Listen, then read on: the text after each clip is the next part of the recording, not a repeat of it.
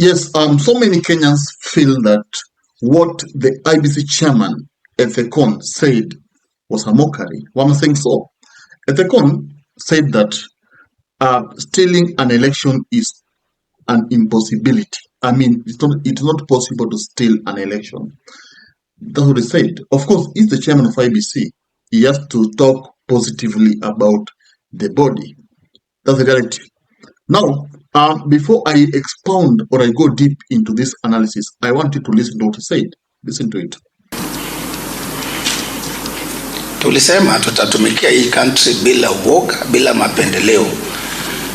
We witnessed these attempts by political actors to try and infiltrate and to influence our election officials.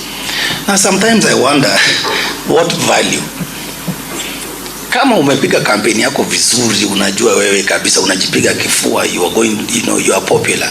Why do you want to look to harass our presiding officers and returning officers? You want to secure an illegitimate victory. Then unasema you are a leader, and the manner in which you secured your victory is questionable. So there were those attempts, and I will not mince my words. So again, we have to do something about that. That desperation that makes people attempt the impossible. And it's high time political actors learn. Where is the chairman of PPLC? Yes, my friend Misati. Train your people that to steal election in this country is an impossibility. Yes, he's talking well about IBC. But now what Kenyans think is quite different because of the last by-election. Remember, if there was a by-election ever since independence that has drawn, tension in this country, is the last by-election. Mbeere na Malava.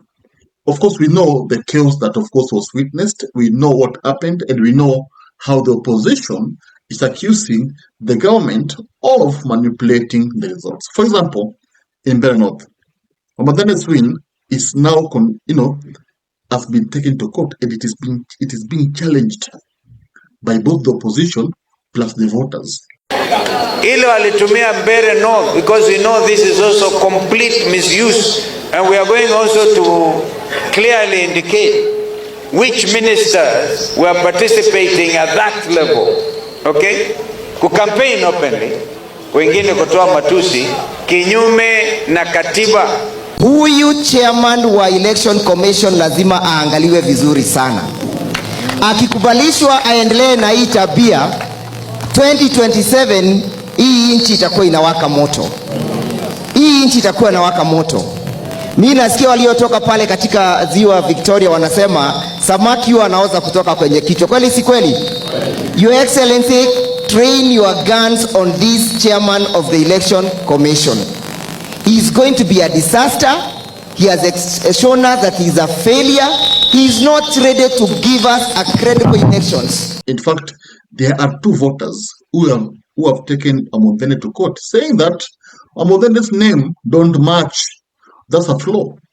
Kwa server pale kwa Kimskit from 34A na kwa ballot paper, those names don't match. Mimi nasema stakabadhi ziko, ndivyo nasema. Niko na kitambulisho mpya, niko na ile imeleta hiyo, niko na gazette notice ya kubadilisha, na niko pia na deed poll, na hiyo bado ndio nilionyesha kwa IEBC wakati nilikuwa na sajili, kwa sababu waliangalia kwa register wakanipata na nikawapatia stakabadhi mpya. Mwisho kabisa. And of course that prompted Wamuthendé to come out publicly and defend himself. And of course he said this.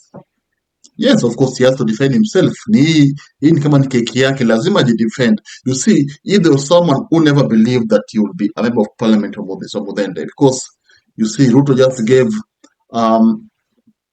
Ruku kazi, then from there kwa kuwa na vacancy, then what happened? The government supplied machinery there.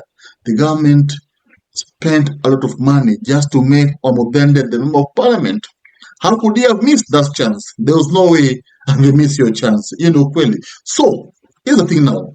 The flaws with IBC, for example, what Gachagua said that there were 15,000 ballot papers. 15,000 ballot papers.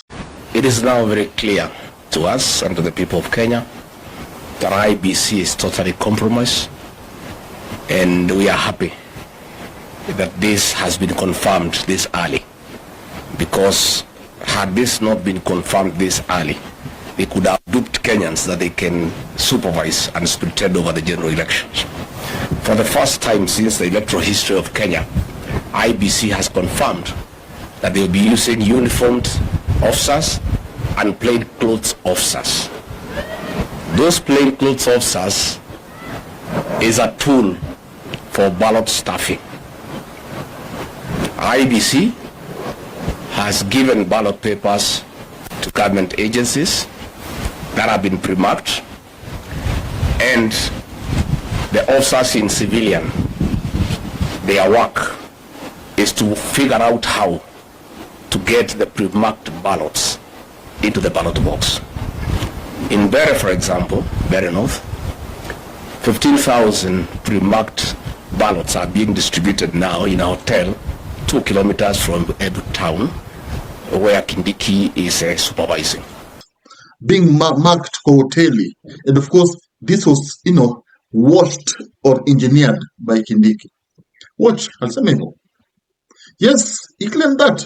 And now, with the margin, because the difference between Wamuthend'S and Karish was only 464 votes, if I'm not wrong, maybe 500 there. The small margin prompted Kenyans to think that Ikitu, there's something about this thing. There's something you're not being told about this thing, okay? So now, Kenyans are detesting, refusing the statement from, Ethekon, the now Chebukati. The Ethekon is not the chairman, okay? And you see, kama kuna kazi ngumu hii Kenya yenye uswai tamani ni kazi ya kuwa IBC chairman. Hiyo kazi si mchezo. And I know whenever he is just, tensing. Remember Chebukati, was so unpopular. The point whereby hata mazishi yake, people, the only family members are the ones who attended. Even politicians never attended. He was just unpopular. There's some jobs in Kenya ukiwa nayo, I'm telling you, utaimba tarumbeta. It's not that easy, I'm telling you. Now, to Malava, what happened? Seth Panyako said that goons were sent there and goons manipulated the IBC. The same way in Mbeere North, the opposition said that CS Roku ambushed them in a polling station and told them to leave. And Gachagua, of course, earlier on said that police were the ones taking in the ballot papers that were already marked hoteli. Now, of course, I treat them as allegations because they have not been proven. They're just allegations. Okay? What they said. But so many Kenyans believe that this by-election was not a by-election, it was a selection. It was a selection because it was marred by chaos and goons.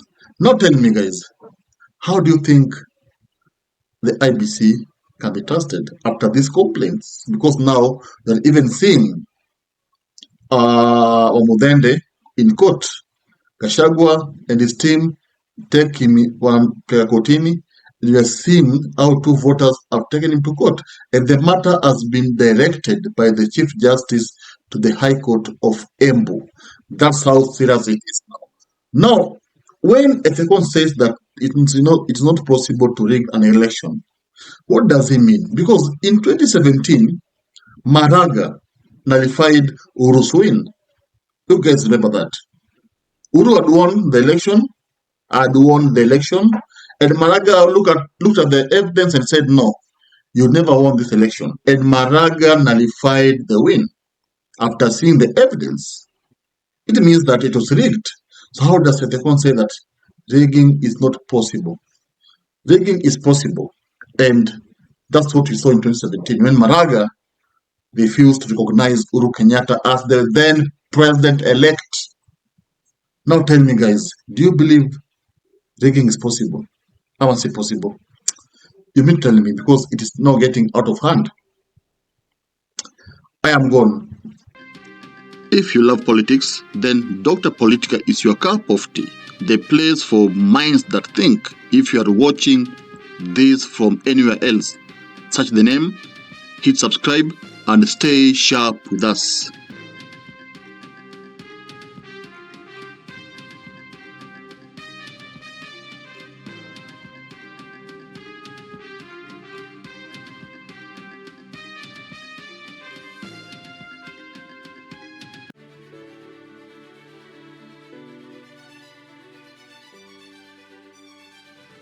Thank you for making Dr. Politica your home for fearless political truth.